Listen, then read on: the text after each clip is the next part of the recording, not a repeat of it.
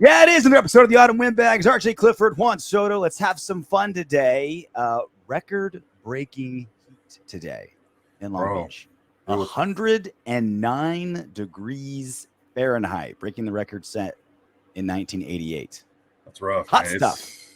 It's been rough business this weekend. I was on my couch. I had two fans, right? Mm-hmm. I had two fans went in this direction.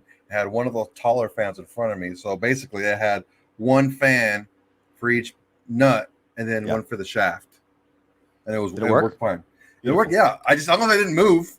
Well, to me, it's just yet more proof that God is a Raiders fan, because we are just 4 days away from Raiders coming into our neck of the woods in Los Angeles to take on the LA Chargers, which is, of course, as we know, a home game. So not only is SoFi Stadium going to be full of Raiders fans and be a Raider home game, but it's going to feel like Las Vegas outside in triple degree heat. So literally it's a home game inside the stadium, outside the stadium. God is a Raider fan, and he has blessed Southern California with a Vegas ambiance. Yeah, we're used to this heat. That's what Josh McDaniels said, that, we're used to it. We practice in this every day. I mean, that's why, if you have errands to run, like this weekend, I had some errands to run. That shit was done 9:30. I was done with them. And anything that didn't get done by 9:30, you weren't getting done that day.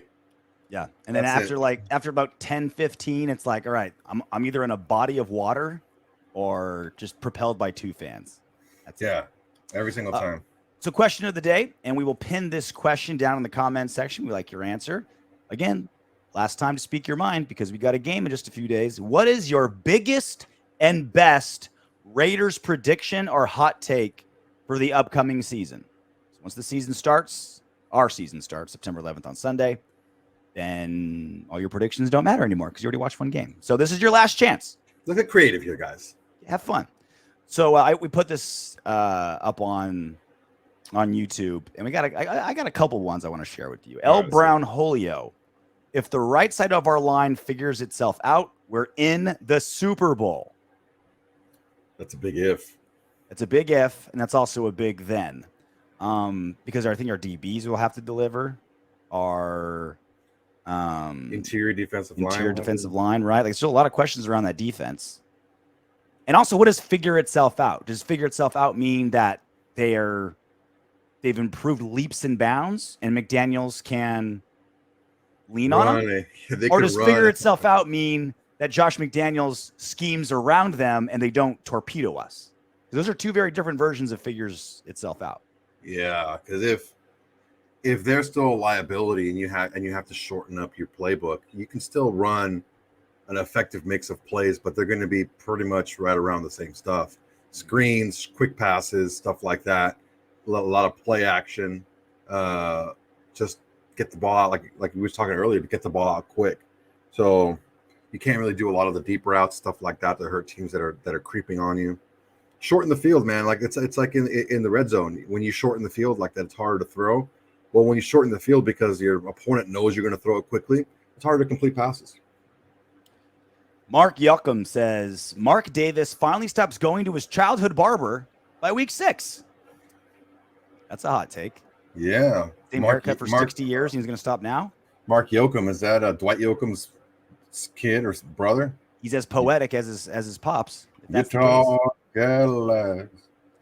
wonder if, what makes week 6 that one? We play the Texans. It's a bye week, I think, right? No.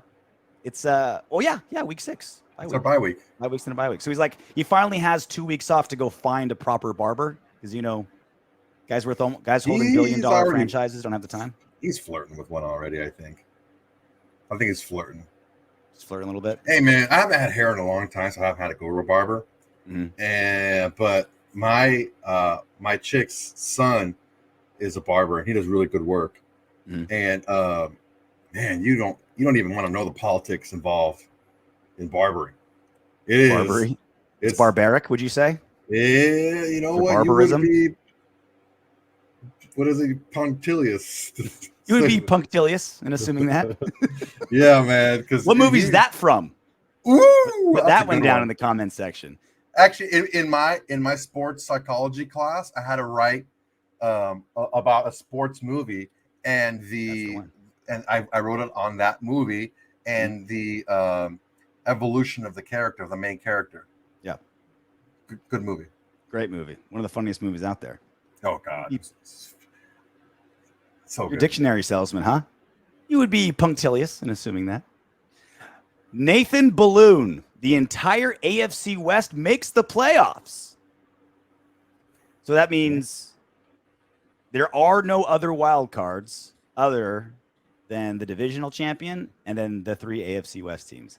I guess but that means like, what's the second best team in some of these divisions that would have to be out? Like Bills, you got Bills the win the East, the Ravens, and Ravens the win the North. I don't think the Browns are going to do much, dude. I think the Browns can probably win 7 games because you got Brissett for 11, and you're telling me that Watson coming off not having played in 2 years is going to win all of his games? Like, come on, dude. Yeah.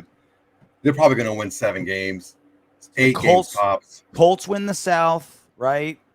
Bills win the East. That means the Titans don't win. Titans don't make it, right? Which that's possible. It's Maybe there's a big regression there, right? Yeah. I mean, you lose AJ Brown and you put Robert Woods coming off of ACL. Bengals.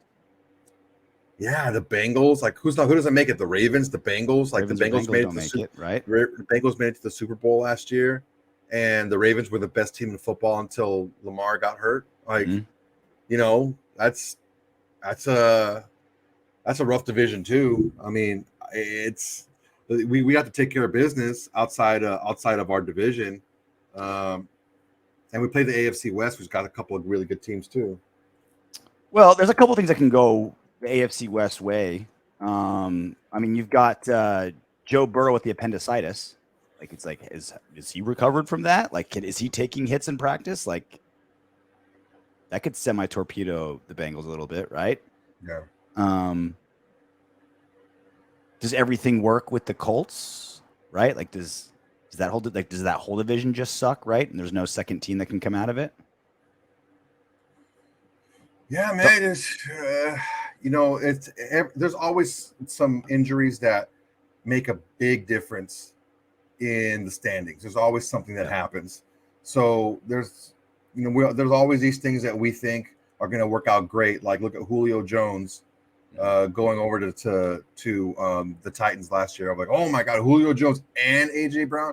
And Julio Jones was dog shit. He didn't do anything. Yeah. So it ended up working out for him because they rode Derek Henry until he broke his foot. But other than that, I mean, there's always something that happens. We lose Ruggs. We could have won even more games if we had him. At least a better flowing offense earlier than what we found towards the end of the year. But we'll see, man. That's going to be a tough thing to have all of us make it. With that being said, Vernon Cochran, this division is a toss-up, but the Donkeys finish last. I want the Raiders to finish first. That's the one I think is the most likely. Broncos finish last in the AFC West. I'm pretty confident in that. I don't know what the odds are of the Broncos finishing last, but I head to Vegas tomorrow. I may have to put some money on that. That's right. I really think so. That's right. Well, look, we talked about it. The Broncos lost their defensive coordinator. They have the pieces still there, yes, but you have to have the mind to go in there and put those pieces in the right places, right? Fangio is the most, like, either him or Belichick. When they touch a defense, it just drastically alters for the better. Like, he's one of the few coordinators that are like that.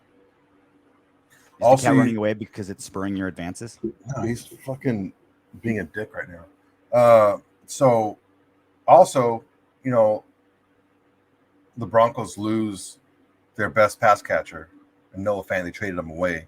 Yep. I'm not sold on these unproven, Jerry Jeudy, Sutton. Like I'm not Patrick. I'm not sold on these guys. First time head coach, dude. And this guy's a freaking nutcase, dude. This freaking guy. He was I think he was with the Bills one year, and they were freaking terrible when he was there under Marinelli. He was with the Jags, and they were dog shit down there. Like, yeah, he went to Green Bay, but dude, he wasn't the freaking OC in Green Bay, dude. That was freaking Aaron Rodgers was the OC in Green Bay. Yeah. So that's our question of the day. Last chance to do it before the season starts. What is your biggest and best Raiders prediction or hot take for the upcoming season? We'll pin it down in the comment section. Y'all let us know. All right. So with the season nearly underway, I want to take a look at 5 important players that their progression can make or break this season. And not just that, but the perception of those players and how they can fix it, how it changes, what it matters, that kind of stuff. So obviously we'll start with, the guy who's got the most spotlight on him every single year, the quarterback on an NFL team, Derek Carr. Derek motherfucking Carr. When all this good stuff started happening to the Raiders, Davante Adams comes over, Josh McDaniels seems like, some stability there, a guy that knows what he's doing. So many comments from Raiders fans aren't, oh, this is awesome. Oh, this is great. They're all like you, Soto, where they're like, well, Carr's out of excuses now. Carr better deliver. Carr better do something. And it's like, okay, but how about just being excited that we're adding weapons and instead of it always being a Carr make or break? A Carr, like he's been the only thing consistent on this team for the last 8 seasons. So it's like, yes, right? Like his game needs to elevate because he's got some awesome things going for him. But this idea that it's like, all right, no more excuses for Carr. It's like, how about no more excuses for the team? Both. It's both. We saw it last year with the Titans. This is a quarterback-driven league. In the playoffs, your quarterback has to go out there and the quarterback has to win you games. If you have a quarterback that you can't rely on to make those throws and win games, you can be the best team in the AFC and you're going to get bounced. Mm-hmm. You have to have those guys that you can rely on when everything is called correctly, when the defense is right, when the playmakers are in the right position to make the plays. You have to have that quarterback who overcomes all of that and makes those plays happen. He's been streaky. Carr has been up and down. He makes those plays sometimes he doesn't. The reason why I'm saying, okay, this is now he's got to put up or shut up is because I've seen this up and down play. And yeah, granted, he hasn't had the best players all the time, but it's not like he's had scrubs all the time. He's had good players and that have played well in other places and guys that are known to be some of the best in their position. But now he has the A1. He has the number 1 receiver in the NFL. He has Davante Adams. He still can't believe it. It's crazy, right? It's crazy. He's there.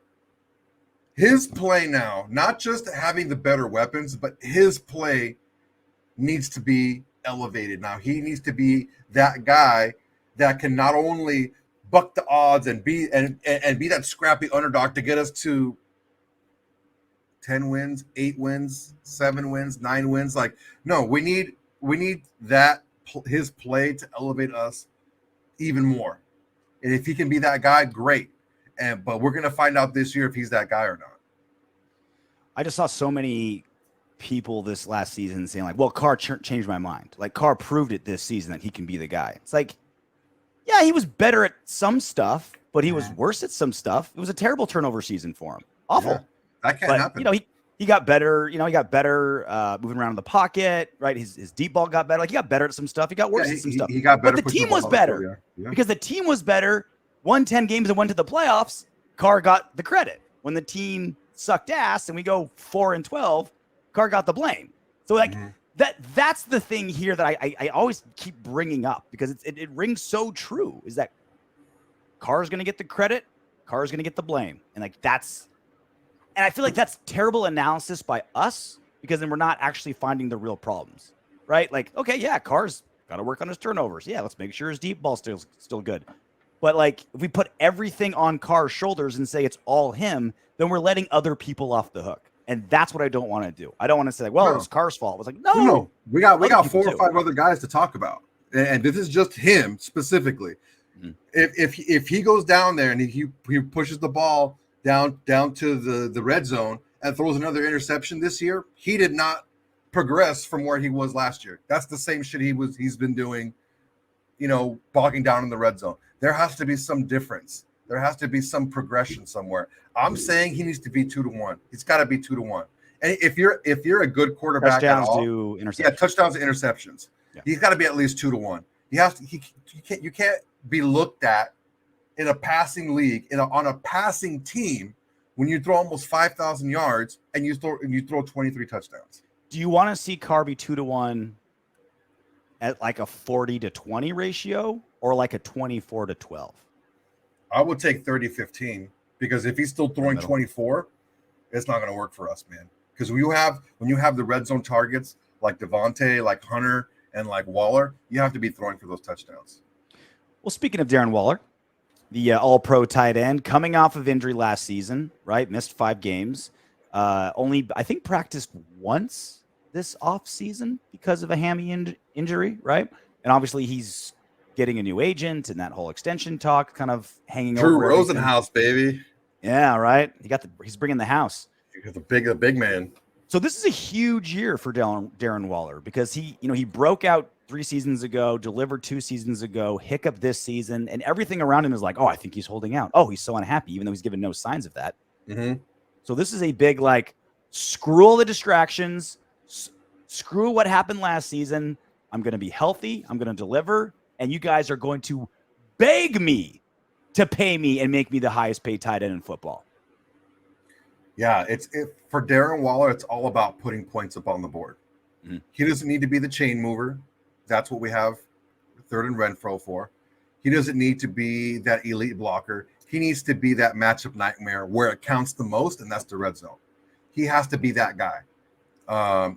And that's what I'm looking at for him, is not only to be capable of being that guy, but also be vocal enough to say, listen, give me the fucking ball, draw the play up for me. Everyone in the building knows I'm getting the ball and I'll get it done. That's what I need to see different. This whole good little soldier biz doesn't work. You need to have those alphas. You have to have that alpha presence to be able to push and to be able to tell people, hey, I'm the man. Fucking the Keyshawn, give me the damn ball. When I am your best option in the red zone, I want him to be vocal about it. I want him to be vocal about getting the ball more, because we didn't throw the ball nearly enough. As vocal as he'll ever get, he's been vocal on that, right? When he went on Busting with the Boys, he was talking about the red zone issues. Like you never, ever, ever, ever, ever hear Waller complain, and that's the closest thing we've got to hearing him complain. And it's like, yeah, we're all wondering why your 6'6" ass isn't schemed up and isolated to make like slam dunks on these 5'9" corners. Like, we're all wondering why that's not the case.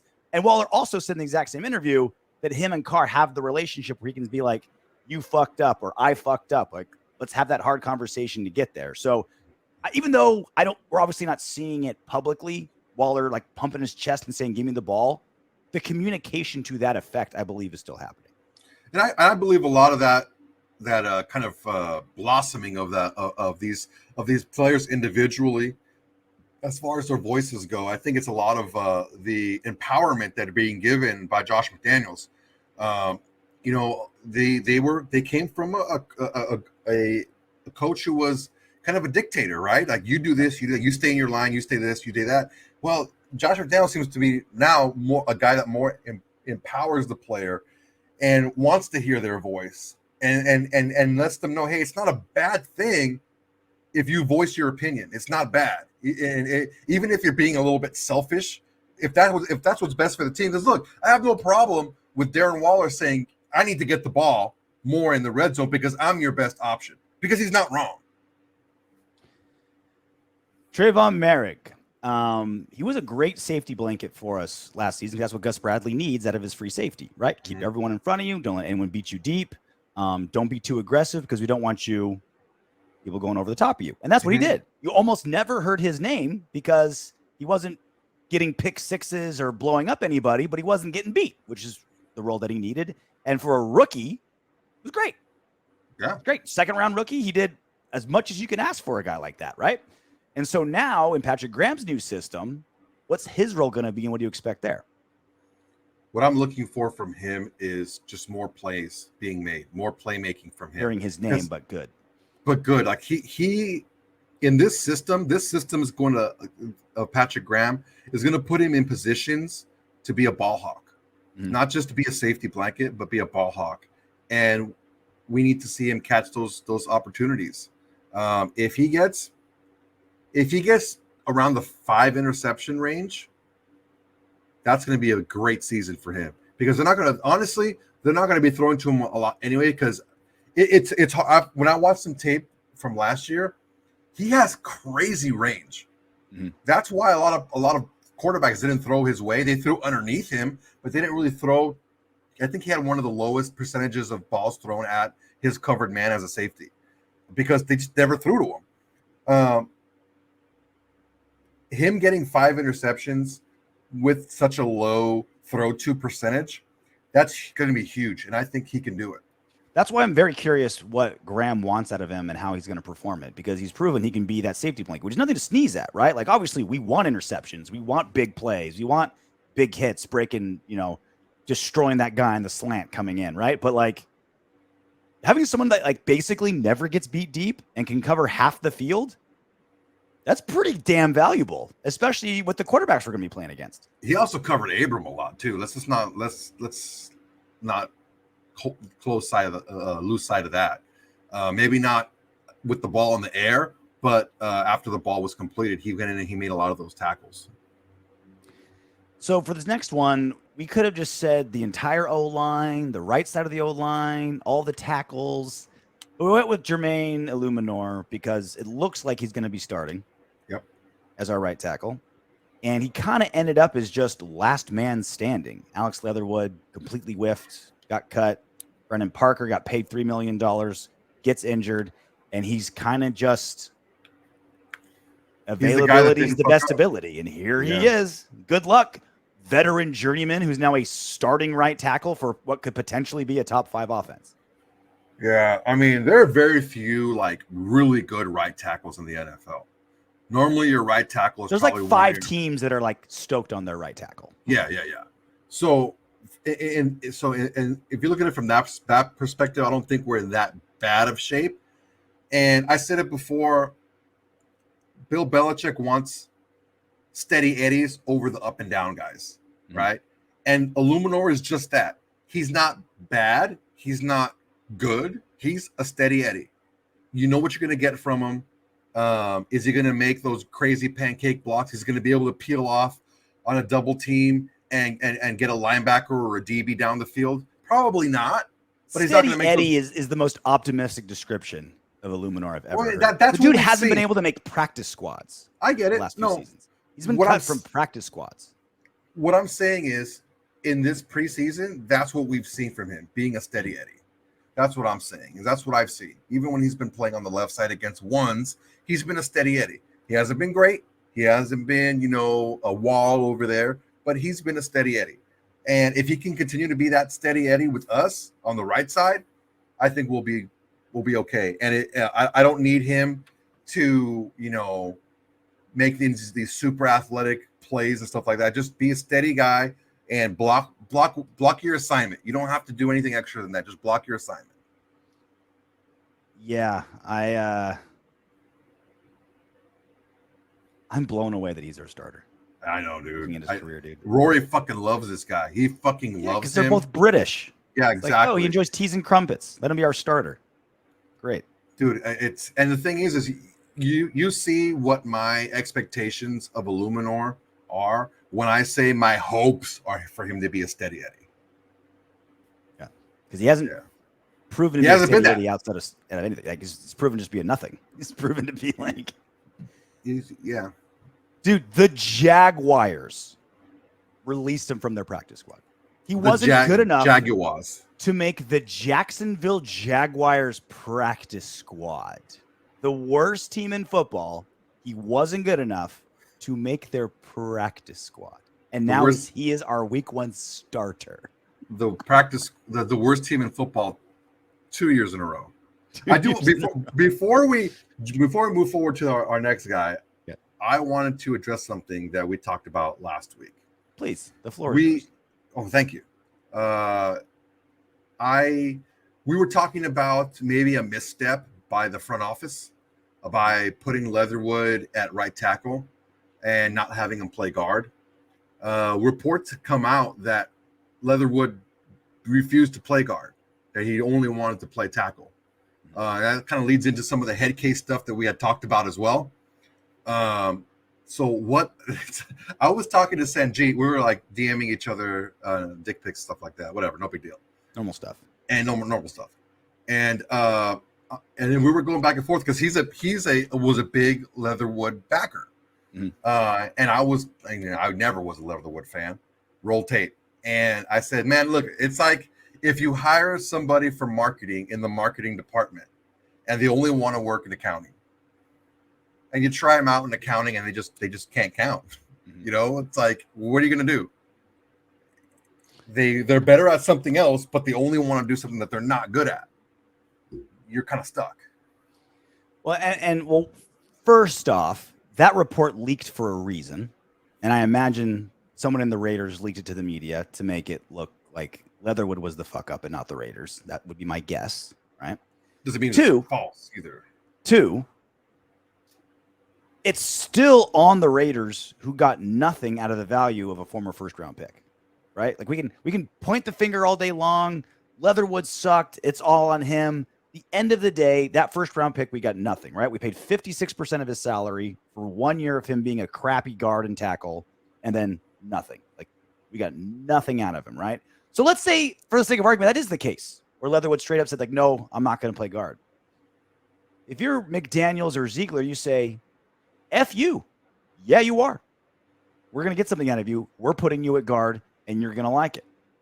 Like, there's that other part as well, where, yeah, again, he was extremely hard to deal with, and he did get worse, and he did regress, and he did suck. But who's left holding the bag? The Raiders. And who's ever left holding the bag are the ones that need to be responsible for themselves. Leatherwood's going to be fine. He's getting his guaranteed money. He doesn't give a shit if he's cut, gets picked up, traded. He's getting his money all the same. The Raiders got left with the bag. Therefore, the responsibility is on the Raiders. You got to know when to hold them. Know when to fold them. You fold that shit. Done. Last one. Divine Deablo. On a team full of awesome names. Still might be the coolest name. The best name out there. Divine Deablo. The beautiful Satan. Second-year player. Looks like Patrick Graham's system is a great place for kind of a speedy off-the-ball outside linebacker, which Diablo can be. You can rush. You can cover. Especially with Perryman, who is such a great tackling machine in the middle, but not great in coverage. Diablo is the perfect kind of balance to that. I think in a lot of third downs, like Perryman won't be even on the field. And it'll be Jalen Brown. Much better in coverage, yeah. And again, the biggest jump traditionally for a player is first year to second year. He's going into a second year. I just if he can be almost like the linebacker version of Moehrig. Oh, that let me patrol from the middle in. Let me be that guy. Let me be able to cover these. Just the tight ends in this league, man. There are some freaking tight ends in this league that are just freaks of nature. You're looking at this guy and you're like, how do they make you? You look like I saw a picture of like, dude, fucking like guys like Freiermuth. If you take a look from Pittsburgh, take a look at a picture of this guy like, damn, this is a pretty in shape dude. Like this guy's probably like 6'1", whatever, 6 foot. That's like 6'6". These are just huge, massive guys that can run and they can catch. And it's like having a 6'6" athletic tight end is not anything new anymore in the NFL.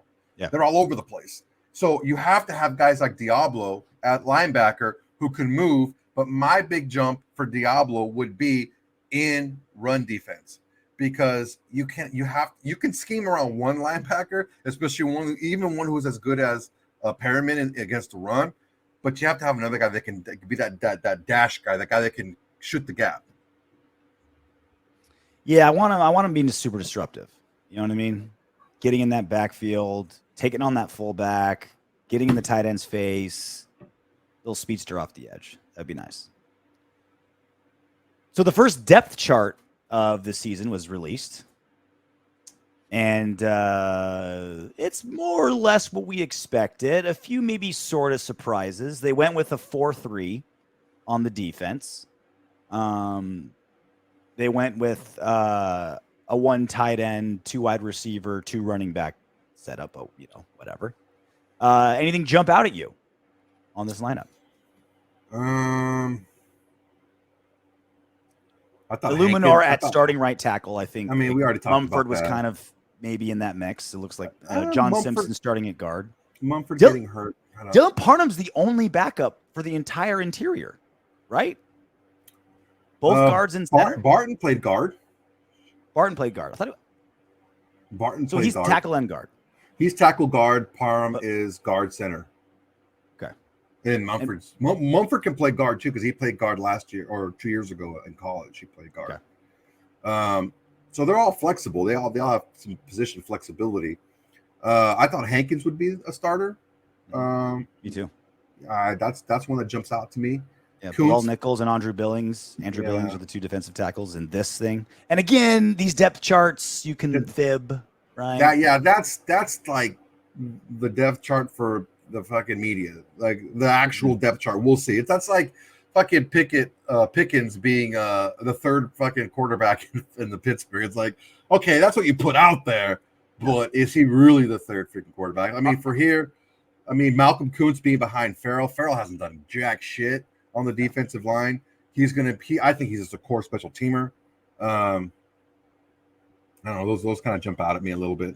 Are you buying this running back depth?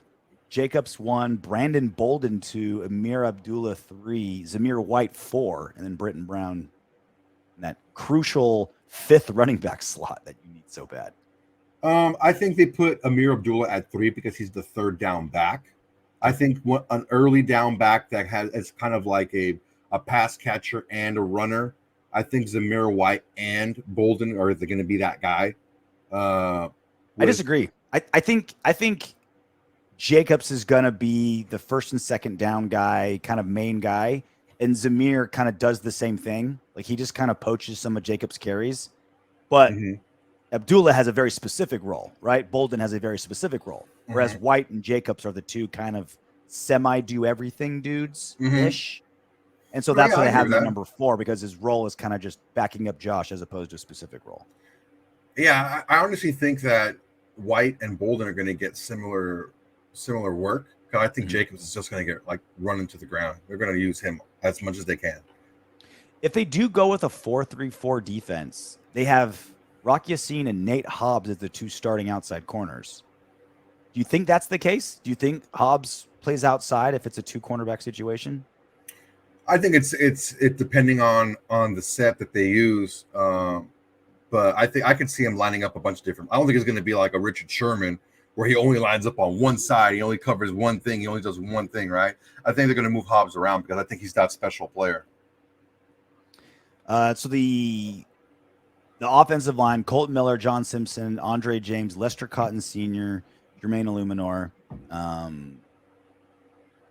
All the wide receivers and tight ends are all pretty standard there. Defensive tackle we've been over. DBs we've been over.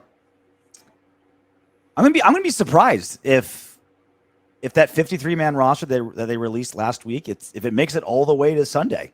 Like I thought for sure, all right, we're gonna bring in the right tackle. Britton Brown's gonna be gone. Yeah, man. Still we're gonna bring in 8 offensive linemen. Someone on defense, and Sam Webb's gonna be gone, right? Like, okay, they're just like they like these guys. We'll keep them on the practice squad, but like they're gonna suit up 6 freaking running backs, including the fullback on Sunday. I mean, not necessarily, and then they still have to have a game roster isn't 53, you know. So I don't know, man. It's there's going to be some finagling up and down from the practice squad, stuff like that. But I mean, we were talking about it earlier. Renfro's the punt returner still. I was just gonna show that Hunter Renfro, Hummer returner, Hunter Renfro. Fucking Rory's shitting himself right now. No, one of our best players can get the ball in his hands more often. That's stupid. I hate that. Dude, and freaking Tim Brown just doubled down on that during the last game. He's like, yeah, I don't understand why you don't put good players back there. It's like you want the ball to get in your best player's hands. I'm like, oh shit, take that, Roy. Yeah, dude. And how often do guys get hurt returning punts? Like, and where do you draw that line, right? It's like, do you have them not play that often because they might get hurt? It's like the blockers get more hurt and the gunners get more hurt than anybody else. It's not like he's a wedge buster. Right? You know what I mean? Like a University of Colorado in the 1980s is like a wedge buster and shit. I was just watching the Florida State LSU game on Sunday. Wild game, dude. Wild game. 2 muffed punts by LSU that cost him that game. So it's not even just like, well, how many good returns is Hunter going to give us? Okay, well, what about not fuck ups. Like he's so sure-handed. And also, there's a fake. He'll knock someone's block off and be a free safety. Like there's so much more than just like, well, what's his return average and blah, blah, blah. It's like, all right, everything that Hunter does back there is better than average. And he does it in so many different ways. Yeah. Even freaking Brian Kelly after the game, he's like, because some of the reporters came late to the press conference. It's like, yeah, we're gonna charge you $10. We'll have a party at the end of the year. And then one of the reporters, like some broad, was like, yeah, maybe if you would have won, we would have been on time. Kelly didn't miss a beat either. He was just like, well, I don't think it has anything to do with being on time. It's just about winning and losing, just about on time. It's like, well, you don't really get to talk shit, Kelly, you know? Yeah. What are you doing? Talk shit, they're gonna fucking get it back at you. I mean, because look, who knows what that stadium's like to go from the press box down to the freaking the interview room. Mm-hmm. You know, sometimes it's pretty hairy. I know it's gotten better since the renovation at the Coliseum where USC plays. They have more elevators now, so it's easier for the press to get down to the interview room. But who knows? You know, it could be a nightmare. I'm not looking to defend that. I think they just like took their time because they lost. Yeah, that's true. That's what it was. You guys fucking suck. Come on. All right. Raiders, Chargers, week 1 coming up. Encore of one of the best games ever. One of the best games ever. That's a great game. I think almost universally considered the best game of the season that week, especially with like the stakes involved, the whole what happens if the tie and the Steelers involved, literally down to the last second of overtime, the like 9 4th and longs that the Chargers had to convert to like even get it to that point. Repeat of that game. How much different is this Chargers team now compared to the Chargers team we played in week 18? There's the obvious, right? Khalil Mack. Yeah. Offensively, I don't think they're too much different, and I don't think they needed to be too much different. Defensively, I honestly don't know how much Khalil Mack has in the tank right now. He hasn't been. Really? He hasn't shot. Been. I'm not saying that. I'm not saying he's shot. I'm just not. Juan Soto says Khalil Mack is no more. Shot. Done. Last leg. One foot in the pressure cooker, the other in the frying pan. That's not what I said at all. That's what I heard. What I will say is Khalil Mack hasn't been Khalil Mack in a couple of years. Mm-hmm. I think the Bears got 1 year of that Khalil Mack, and then they got, a couple of years of him being a little bit injured, maybe playing a little bit more injured. I don't know if he's going to be that guy. I don't know. I'm sure he is an upgrade to the old, let's say, Melvin Ingram. But how much more? Because Melvin Ingram, when he was playing on the opposite of Bosa, he was a motherfucker. What's that going to look like? We haven't seen that Khalil Mack. Not to say that he can't be that guy or he's healthy now or whatever, but we haven't seen him be that guy in a couple of years. That's still the scariest thing of this. On this team, it's not Justin Herbert, it's not Keenan Allen, it's Khalil Mack and Bosa. Joey Bosa, Khalil Mack on either side of this line of ours, right? Like, oh, am I worried about Eluemenor? Yeah, I'm worried about him against Colton Miller. I'm worried about our best lineman against these two. Do you really think they're going to line up on opposite sides? I think they're going to put them both on Eluemenor's side and be like, "All right, motherfucker, try to chip one of us and see how that works out for you." Yeah, I think that's what I would do. And they had a lot of success last year doing that with what was that dude's name that we got that ended up getting injured? The outside linebacker that they had, Kyle something or other. We got him as a pass rusher, and he got put on IR. Oh, I don't remember. Farnsworth or Framingham or something like that. What the hell's his name? Only person I remember from injury that I miss is Phylon. Phylon. He'd be good for up the middle. But that's the main difference for me. J.C. Jackson, okay, yeah, they've had guys in the secondary before. We'll see how J.C. Jackson does outside of that Bill Belichick system. But the biggest change that I'm if J.C. Jackson is even playing, right? Like true, he's injured. So we got so according to Sports Illustrated. The report from Staley is JC is working out. He's trending positive, whatever that means. Yeah, He's right. working out hard. He's in good spirits. I think over this weekend we'll be able to tell you a lot more about his practice prospects for next week. He's making good progress. When that walking boot comes off, I think we'll have a lot stronger sense of where he stands. When he's still in a walking boot, He's still in a walking boot. He ain't playing. Now, I wouldn't play him. This isn't from Got today. 17 games. Yeah. Oh, but it was 2 to 4 weeks, and that was 2.5 weeks ago. I wouldn't play him, honestly. And it's not because it's against us. It's like, why? Like, why do you have to play him now? Like, make sure that he's healthy because you have 17 games to play. Mm-hmm. The worst thing you can do is put him back before he's healthy and he has a lingering injury the entire season. That's like the best case scenario because he's going to be the worst case scenario is he re-injures it or he injures it worse and he's out an extended period of time. But honestly, it'd be a great blessing if JC Jackson's not there. Like, I think they would have rolled with, all right, Jackson, you handle Davante one-on-one. Let's roll that dice, our best corner against their wide receiver, and then maybe we can start doubling Waller and Hunter. I'm guessing that kind of would have been their strategy. Now it's not even an option, right? Now it's like we don't have, like, there's no one we even sort of believe can go one-on-one with Davante. My big difference is that I'm interested in looking at is what's the difference in the coaching. Mm-hmm. That's we don't, not we a don't lot, know right? It's the same coach. Just like do the odds, trust the process. The numbers will get to the mean, right? He's one of those guys. He just like do what the formula says over and over. Yeah, regardless of how the flow of the game is going and all this stuff. And we'll see, man. I mean, they scored a lot of points last year, but they also gave away a lot of shit at the end. They're still the Chargers, right? Chargers going to Charger. So still the biggest worry is Bosa and Khalil on that line against our line.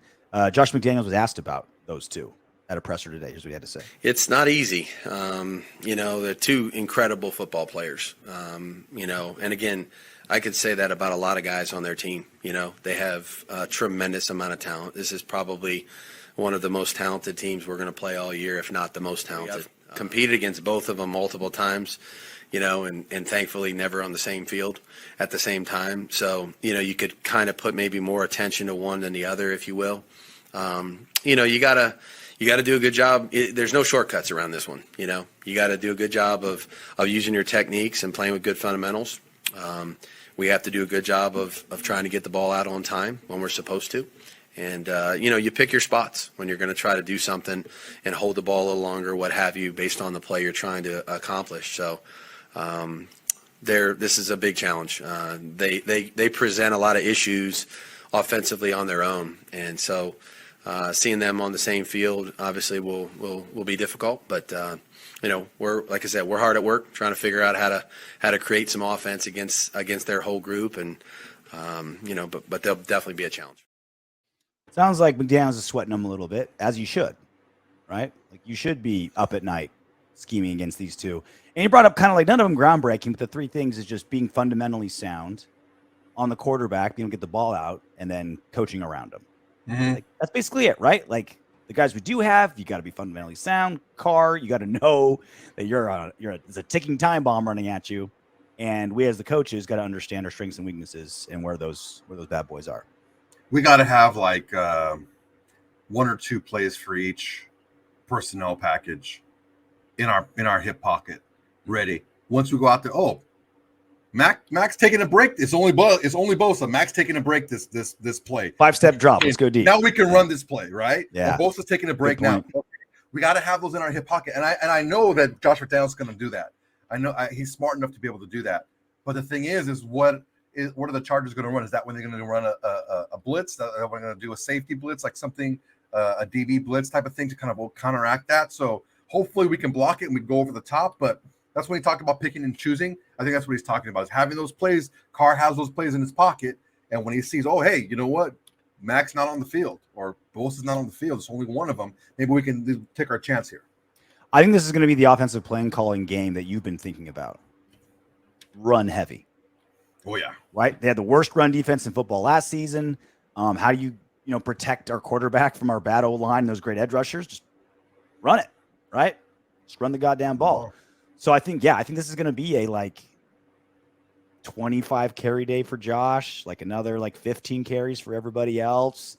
a lot of screens. That A screen lot of game screens, that a we lot like, of play right? action. Yep. That's how you It's yeah.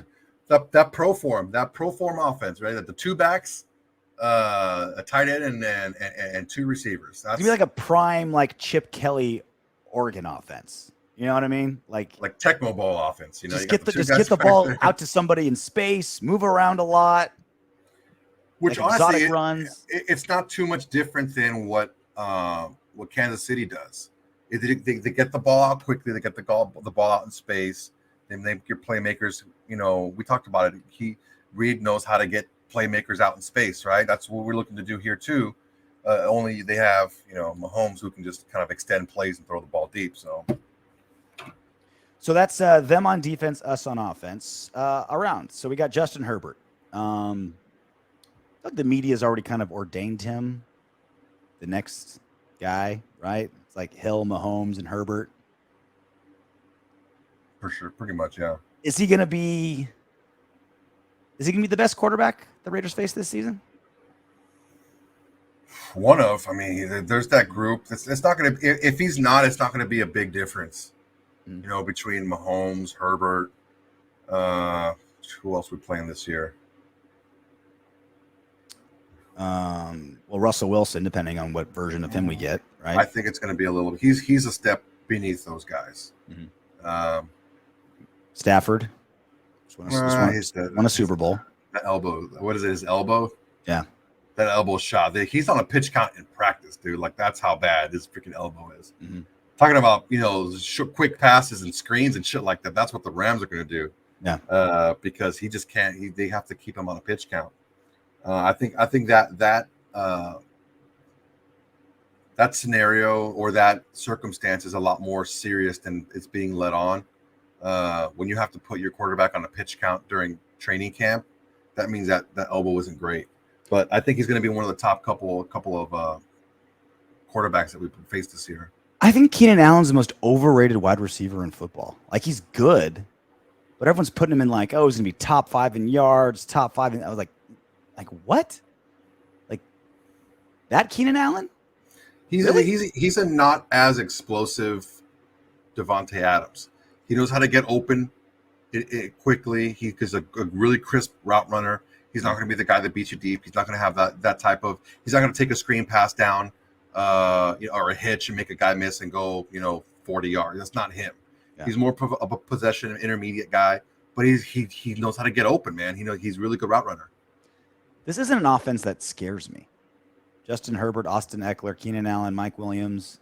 I don't know, man. It's like just Joshua having Palmer, Gerald Everett. Like, just having Justin Herbert back there makes this offense dangerous. Yeah. Because they have a really good offensive line, too. The offensive line was an issue for them a couple of years ago. Now it's one of the best in the league. All right, we'll see. Ready to do some What Windbags? Yes, sir. Chris Velez.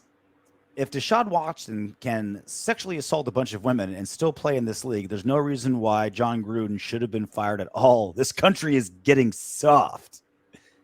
So this was another good reminder that if John Gruden was like a returning Super Bowl champion head coach, this would have went very differently. Yep. But because he was coming off of a 500 season, a losing season, all his first-round draft picks were terrible. He was kind of becoming a joke. A little different. Like if Deshaun Watson was a third-string running back for the Texans, this wouldn't have been a story. He'd be driving a bus right now. But because he was a top 5 quarterback at the time, now it's like, all right, how do we make this work? Dude, Haslam even said it in the press conference. Is he here because he's a quarterback and good? Yeah, of course he is. And man, that's kind of refreshing for someone to be, that honest when he maybe shouldn't be. But yeah, man, Gruden just wasn't getting it done, man. He just wasn't getting it done. There was a lot of holes in his coaching. I don't even want to waste any more mental energy on if Gruden's going to work or not. But I don't like to look at things like, well, so-and-so did this. Why can't he do that? Wrong is wrong. We know why one of them got a chance. The other one may not. Silverwind. Cool little name. Alex Leatherwood has a chance to develop into a decent player, but it'll take 2 to 4 years from him to reach that potential, if he reaches that potential at all. the biggest draft bust for the Raiders, in my opinion, would be Jamarcus Jabba the Hutt Russell. Leatherwood was definitely a bust for the Raiders, but not the biggest bust ever. So a couple things.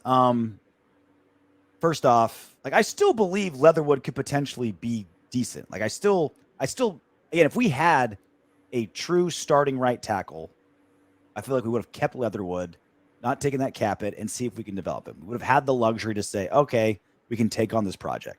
Because we're so thin at his position, it's like everyone has to be able to start, and Leatherwood cannot. So we don't have the luxury of being able to like develop a dude, right? It's like, it's like if you have like an all-pro quarterback, you can draft like a third-round quarterback and see if you can turn him into something over the next few seasons, right? That's not the case with our right tackle. So, yeah, Jamarcus is by far the biggest bust, money-wise, pick-wise, position-wise, by far. But what made Leatherwood so unique was he didn't even make it to season 2, which I don't think has ever happened for a first rounder. Like I can't remember a first rounder not making it to season Titans 2. had a guy a couple of years ago that didn't make it to year 2. It didn't have like legal problems or injury problems. Like a dude but who he started, still didn't make it. He started every single game last season, started, and then didn't even make the squad and was cut. Didn't make the 53 this season. Yeah. That I think is unprecedented. Like Jamarcus Russell, the most money, number 1 overall. He still played a couple seasons. Jamarcus also, though, was at least Alex Leatherwood, another team took a shot at him. Nobody took a shot at Jamarcus. Nobody even bothered. That's also unheard of. Yeah, that's why I think he's the biggest bust, because he never played in the league again. He never even got a workout, I don't think, with anyone. Yeah. Look, man, when you're going into a situation, you're looking at where are the big pieces that are broken, and are they worth being fixed, or do you just kind of patch it with something else? I think he was such a broken piece that it hurt. It was a tough decision at the end to cut him, but ultimately they didn't see the development mentally. They didn't see probably the want or the opportunity for him to develop mentally to be what, like you said, a ceiling, a decent, okay, average. What does that mean? Average, okay, like an average right tackle, which is, we've already discussed, not too many teams are stoked on their right tackles. So just to be average at a position that is pretty average anyway, it wasn't worth it. Yeah, I think there's a lot to be said for change of scenery. Can be big for a lot of people. And so I think everyone just kind of agreed, like, all right, maybe you can develop into something somewhere at some time, but you're not going to develop into anything here right now. And we need a here right now guy, and that was not Alex Leatherwood. No, it was not. A Spivey, pay Darren Waller now. Why? I don't know, man. Like, what's up, buddy? If Waller has the potential to have a huge breakout year, don't rub your pussy with me watching. You love it. When he, if he's able to do that, it's going to cost us more. I don't really think it's going to cost us too much more, because he's going to get more than Kittle already, because he's the next guy up. How much more? That's to be debated. There's not much more that Waller can do to solidify himself as the next man up. Like, he's the next guy up. No matter what he does, he's the next guy up. Even if he had another bad season, let's say he gets hurt, misses a bunch of games, he's still going to be like demand to be like a top 3 paid tight end. I think someone will pay him because of his potential. I still don't understand this whole idea. Like, he's got 2 years left on his deal. All right, maybe there's some sort of middle ground where you pay him this year, some money you're going to pay him next year. This whole like, all right, extend him, 5-year deal, top 3 tight end right now, do it. It's like, do it now. Every single day we talk about how bad our line is. Like, let's put some resources in there. I don't know. All right, well, that's it for us. Next time you hear from us, it'll be post-game Sunday, Week 1, Chargers Raiders in Los Angeles. You gonna be able to do the post-game? Nah, I won't be able to do it, man. I got okay. A little something, the family thing to take care of. All right, so it might be me solo, it might be me and Rory. Maybe I'll get a special guest, who knows? But we will be doing a post-game show because it's season, baby. Yeah, real baby. Football. Real football's happening. It starts real. Sunday. It's so real. And until then, knock on wood if you're with me. Congratulations for making it all the way to the end of our video. If you want Darren Waller to catch 20 touchdown passes next season and for Max Crosby to have 30 sacks, go ahead and subscribe and click the next video.